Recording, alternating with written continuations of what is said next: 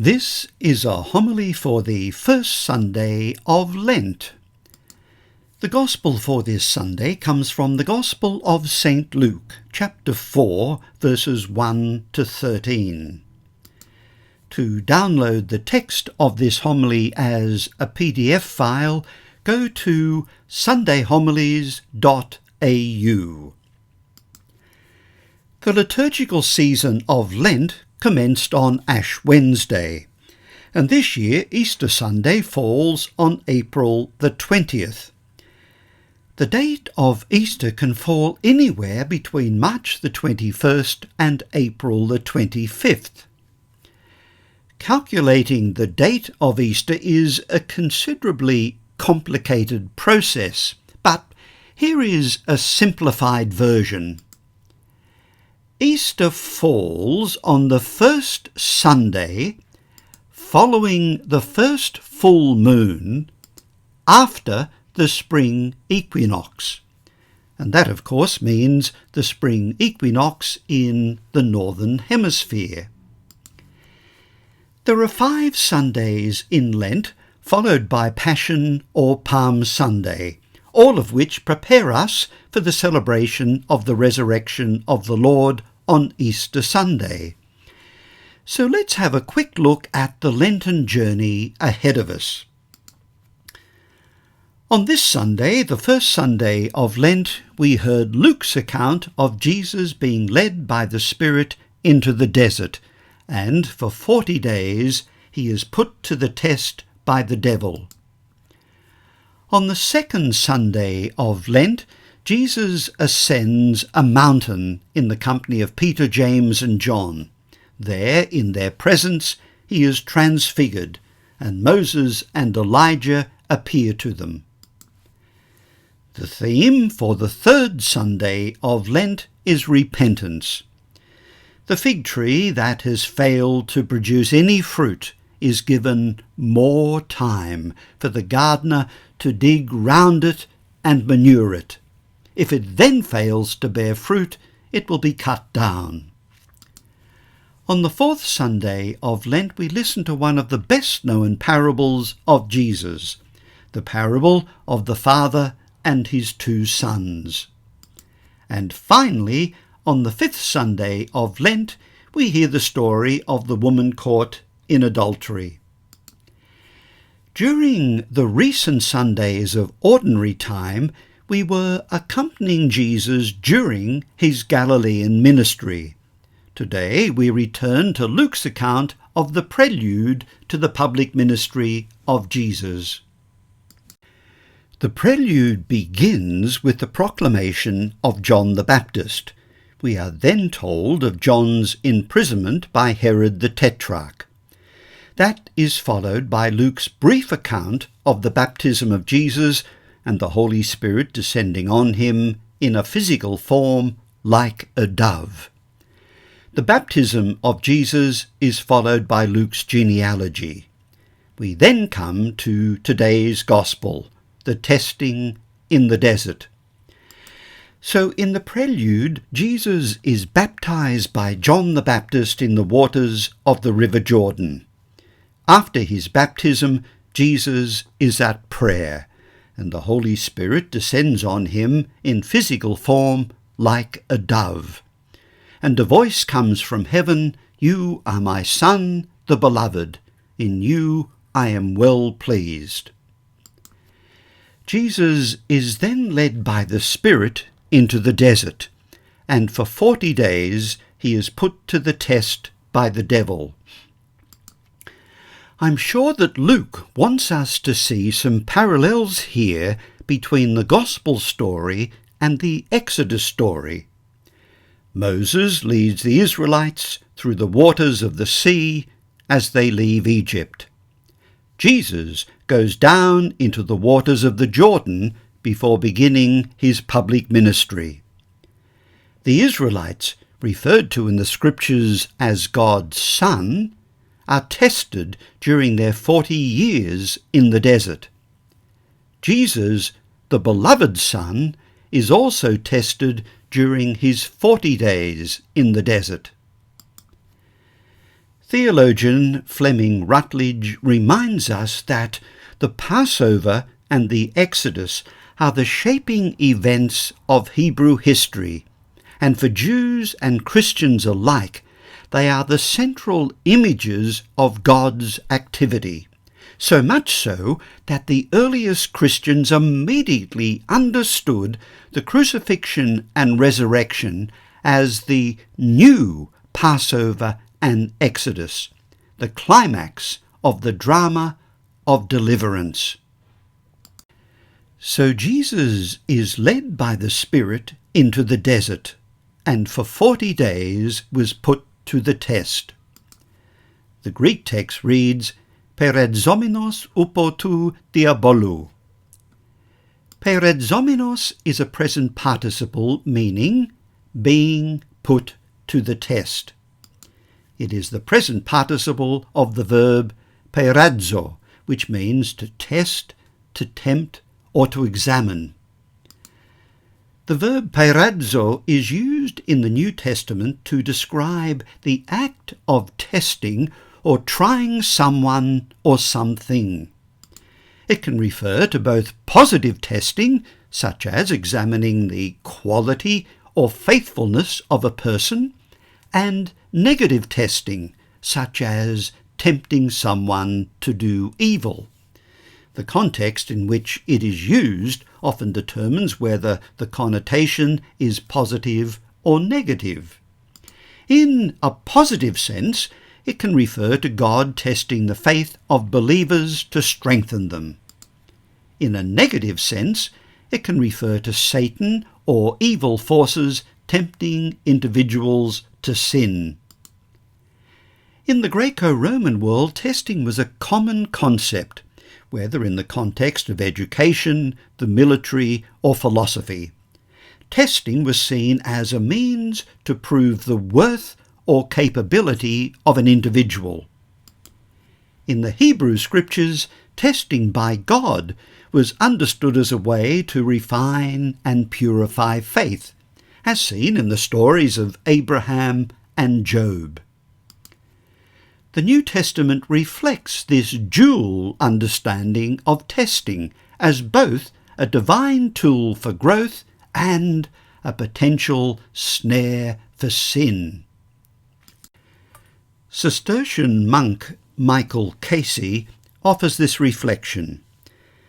Temptation is the state in which we all live. As rational beings, we have the power of choice.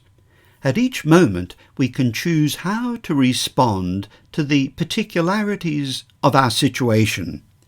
We are more human if we make many choices. We are less human if we stand back and allow things to happen without any intervention of our will. We become passive, like debris carried along by the tide of time. Temptation is useful because it forces me to choose between two options. The quality of my humanity depends on whether the choices I make are predominantly good or bad. My response to temptation reveals what I am.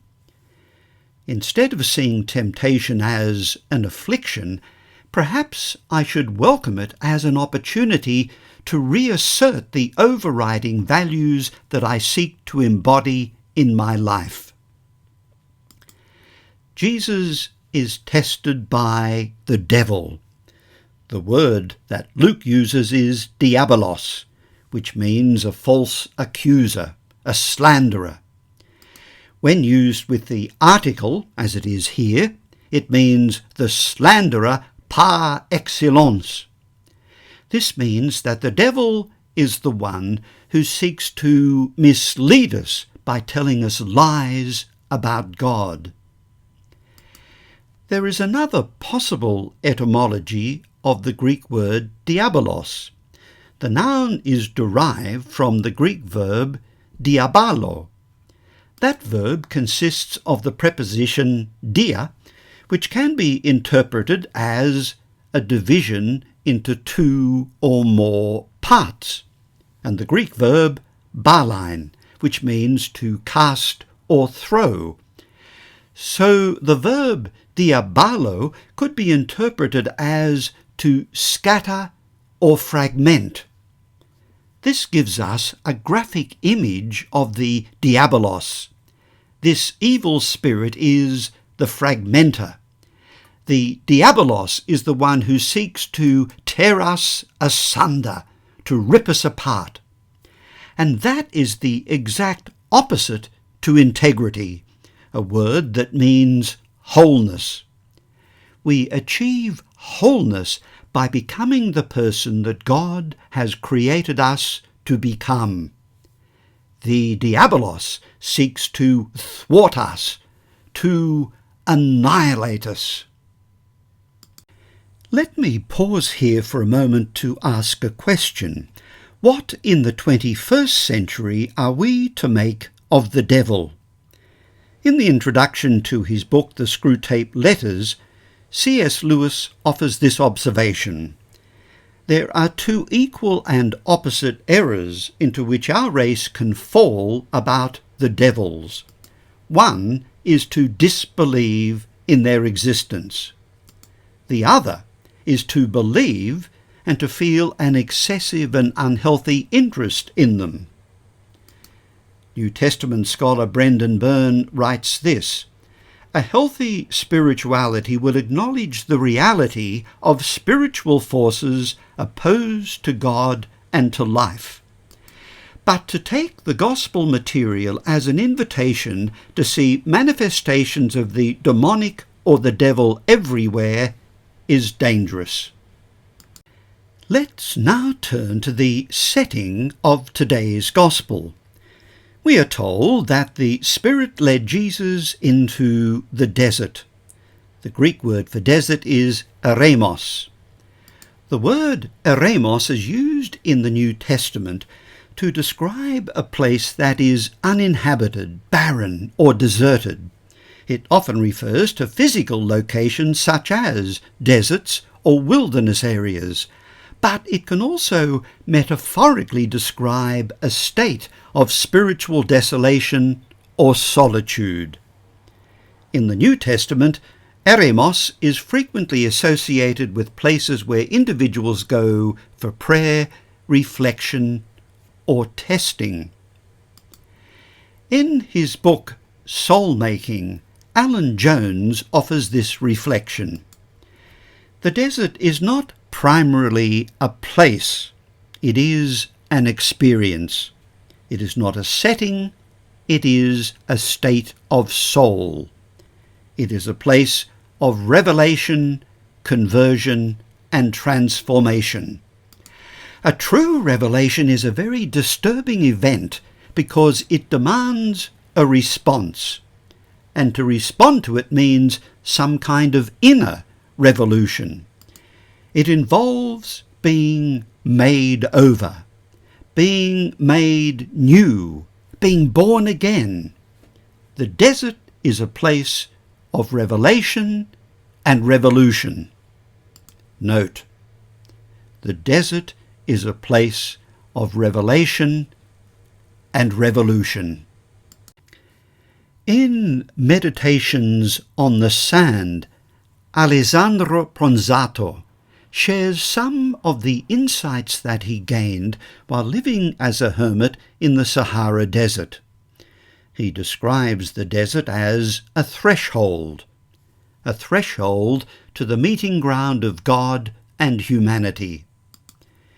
It is the scene of the Exodus. You do not settle there, you pass through.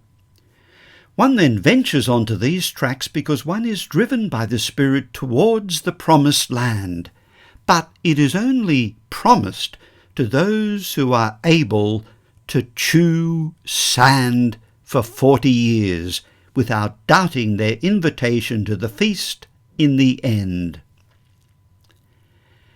But the desert is ultimately a spiritual rather than a geographical setting. It is a place where we rediscover the roots of our existence. Once we grasp this lesson, we realize that the physical desert is not necessary to lead the life of a hermit. It then becomes pointless to go in search of a desert on the globe. You can find your desert in a corner of your house, on a motorway, in a square, in a crowded street. But you must first renounce the slavery of illusions. Refuse the blackmail of pressure.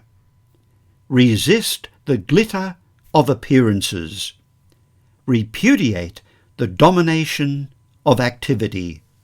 Reject the dictatorship of hypocrisy. Then the desert becomes a place where you do not go out to see the sand blowing in the wind, but the Spirit waiting to make his dwelling within you. Bronzato offers this caution to anyone seeking to find God in the desert. In the desert you will find that God is simultaneously present and absent, proximate and remote, visible and invisible, manifest and hidden. He can receive you with great tenderness and then abandon you on the cross of loneliness. He consoles you and torments you at the same time. He heals you only to wound you again. He may speak to you today and ignore you tomorrow. Let us now join Jesus in the desert. The desert has always been a symbol for the encounter between the naked self and God. That is because the desert is so barren, so vast, so unforgiving. All distractions are filtered out, and one is left alone with oneself. The desert journey has become a metaphor for leaving all behind and confronting who and what we are and what really matters. The devil tempts Jesus 3 times, and the temptations are subtle. Let's consider the first of the 3 temptations. For 40 days Jesus has not eaten. He must have been extremely hungry. The devil says to him, "If you are Son of God, tell this stone to become a loaf." In other words, I'm not asking you to do anything evil. After all these days of fasting, you need something to eat. What kind of Messiah will you be if you don't look after yourself? It's not unreasonable to use your miraculous powers to provide some bread for yourself. God doesn't want you to starve yourself to death in the desert. Jesus replies, quoting Deuteronomy chapter 8, verse 3, "One does not live by bread alone." Jesus expresses a clear determination to place his powers solely at the service of others. This is exactly what Paul said of Jesus in his letter to the Romans. Each of us should please our neighbour for the purpose of building up the community, for Christ did not please himself. Viktor Frankl had been a psychotherapist in Vienna before the Second World War. As a Jew, he was taken to the Nazi concentration camp at Auschwitz. It was there that he realized that the most important thing he could do was to maintain the will to live and to help others to do so. The book he wrote about his experiences there, Man's Search for Meaning, is often cited as one of the most inspiring books of the 20th century. Frankl makes an important distinction between ambition and vocation. He writes, "We should not ask ourselves what we want from life. We should ask ourselves, what does life want from us? There is a difference between the call from within and the call from outside. It is the difference between ambition and vocation. Ambition comes from the self, vocation from something outside and larger than the self. Being human is always directed and pointing to something or someone other than oneself, to a meaning to fulfill, or another human being to encounter, a cause to serve, or a person to love. David Brooks explores a similar idea in his book, The Second Mountain. Every once in a while I meet a person who radiates joy. These are people who seem to glow with an inner light. I often find that their life has what I think of as a two-mountain shape. The goals of that first mountain are the normal goals that our culture endorses: to be a success, to be well thought of, to get invited into the right social circles, and to experience personal happiness. Then something happens. Some people get to the top of that first mountain, taste success, and find it unsatisfying. Is this all there is? They wonder. They sense there must be a deeper journey they can take. The journey to the summit of the first mountain is ultimately all about me. It's about ambition. Brooks continues, I now think the rampant individualism of our current culture is a catastrophe. The emphasis on self, individual success, self-fulfillment, individual freedom, self-actualization, is a catastrophe. When your life is defined by fervent commitments, you are on the second mountain. In quoting from Deuteronomy, Jesus tells the devil that human beings do not live on bread alone. The next part of the quotation from Deuteronomy is important. It is omitted by Luke, but included in Matthew's account of the temptations. But on every word that comes from the mouth of God.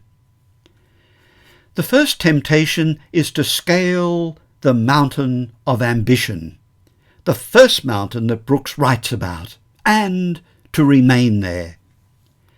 Jesus, however, rejects ambition and embraces vocation, that is, obeying every word that comes from the mouth of God. The devil then leads Jesus to a height and shows him all the kingdoms of the world and their glory. The devil then says to Jesus, "These shall all be yours if you fall at my feet and worship me."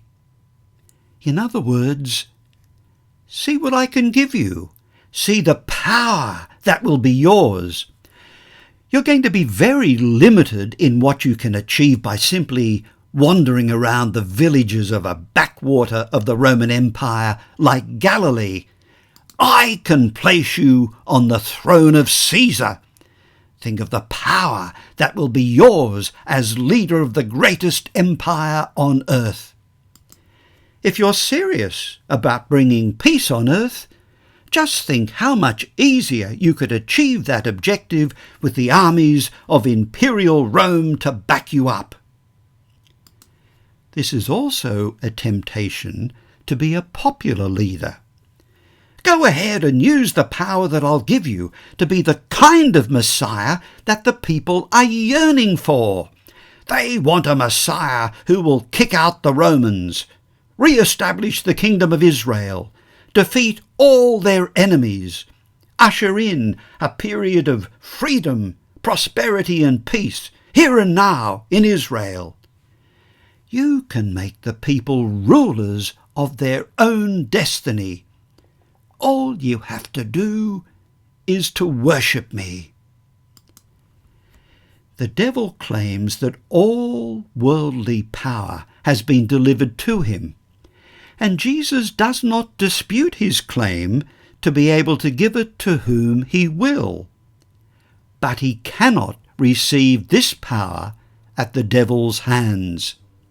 He has come to break the power of the evil one. You shall worship the Lord your God. Him alone shall you serve. Let's pause here for a moment to reflect upon that word, worship. Worship is an Old English word that means to ascribe worth to. We all value or ascribe worth to some things in life more than others. What do I worship? Well, the answer to that question lies not in what I say, but in what I actually do. Where in reality do I invest my time, my talents, my money, my energy, my emotions, my enthusiasm? That is what in reality I worship. That is what I value most highly. The Bible uses the word idolatry whenever we ascribe ultimate worth to anything or anyone but God. It is idolatry because we are ascribing ultimate worth to someone or something that is quite obviously created and finite, rather than to the infinite Creator. God alone shall we worship and serve. We come now to the third temptation. The devil leads Jesus into Jerusalem and sets him on the parapet of the temple. The invitation to cast himself down from a great height rests upon God's pledge to protect the Messianic king contained in Psalm 90. And the devil quotes the relevant passage. He has given his angels orders about you, to guard you. They will carry you in their arms in case you trip on a stone. What is the temptation here? The devil is really saying, all things are possible for those who believe. Just trust that God will bring you safely to the ground. That would provide spectacular proof of the power of faith, and it would make you a real celebrity. People would flock to you. You'd attract huge crowds. Isn't that what you want? Isn't that why you've come? However, Jesus refuses to give this kind of sign, both here, just before he begins his public ministry, and at the end, as he dies upon the cross. One of the soldiers standing by the cross taunts Jesus.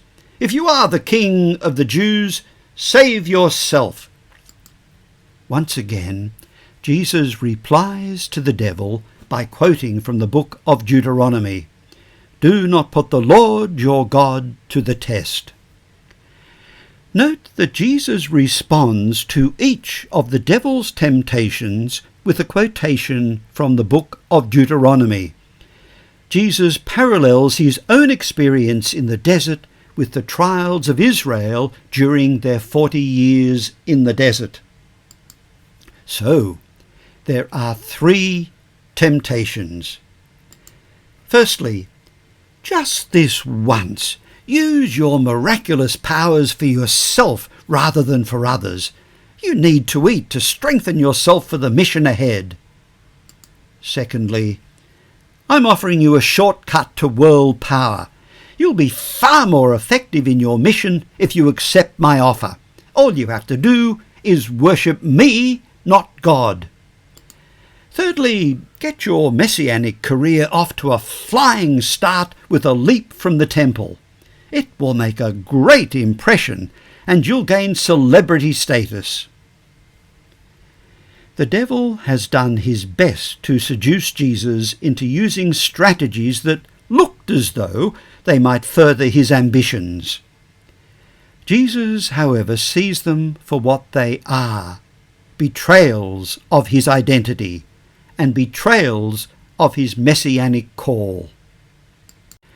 The temptations of Jesus are the same temptations that we all face in one way or another. Firstly, I am tempted to place myself at the centre of the universe, to feed myself with bread. I am the chief protagonist in what Hans Urs von Balthasar calls the ego drama. Jesus, however, reminds us that life must be a theo-drama. Secondly, I readily grasp and relish the power that the evil one holds out to me, and I use it to bully or bulldoze others into submission. And thirdly, while I'm not about to throw myself from the roof of the church, I am tempted to use my ministry to gain popularity and celebrity status. New Testament scholar Brendan Byrne offers this reflection on the temptations of Jesus. Swift and unhesitating as Jesus' dismissal of the temptations has been, Luke hardly means us to conclude that it was all a pushover, that Jesus was not really drawn to go another way.